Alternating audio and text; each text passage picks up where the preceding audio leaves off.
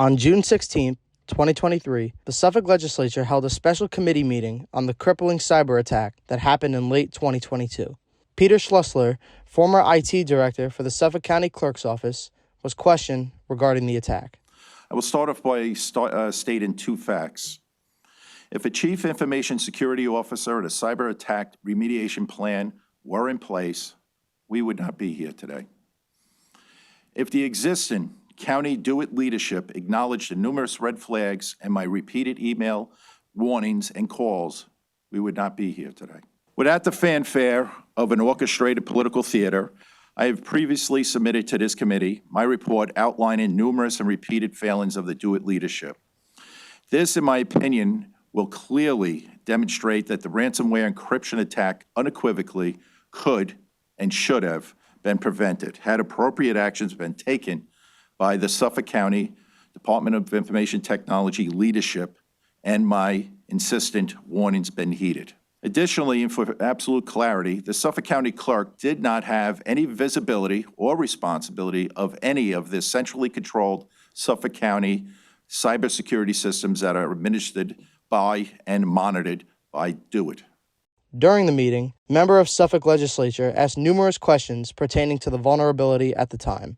Do you know if reviews after the cyber breach revealed that Log4j remediations across the county were deficient? Yes. Mr. Schlussler, you said in your opening remarks that you would not be here if we had a CISO, a Chief Information Security Officer. Is that correct? Correct. And why do you think that's the case? A CISO has overall responsibility for the cybersecurity posture to ensure that there be standards, procedures, policies in place that are structured in such a way that all cybersecurity events, requirements of patches are done. That's every large-sized company, mid-sized company has one. Government entities have it. Why we don't have one, I don't know. Or have one at the time. Thank you, Mr. Schlussler. Do you know if a CISO was one of the key recommendations in the Information Technology Risk Assessment Report provided to DoIT in January 2020? Correct. Yes. Thank you. Did the county have cyber breach recovery plan? No. Do you know why they didn't have one? No idea. Thank you. Who would have been responsible for creating such a plan? CISO. Do you believe that the county would have been able to recover from this attack faster if we had such a plan in place? Absolutely. As well as asking questions about a better firewall that could have helped prevent the attack.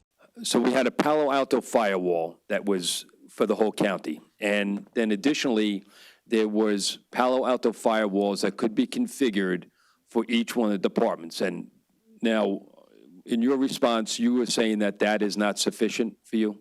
What I'm suggesting is that I want to get Palo Alto hardware firewalls as opposed to a virtual firewall. The virtual firewall would not allow me to look at the log and the security traffic. The physical device would allow me that visibility. That's the long and short of the difference. Are you aware that other departments were using the virtual additional Palo Alto firewall? I was made aware of it after this email, correct. We talked to legislator Anthony Piccirillo about the claims against Suffolk County Executive Steve Bellone. But I think hearing from both parties and then trying to find what the right answers are what we're here for. I mean, that's the purpose of this committee, to find out what happened, why it happened, and make sure that it doesn't happen again. And this was very important sworn testimony today, the first time this has happened in many, many, many years in the county, and I'm happy that the presiding officer let us set up this committee and call witnesses under oath so that we can get truthful information out of them.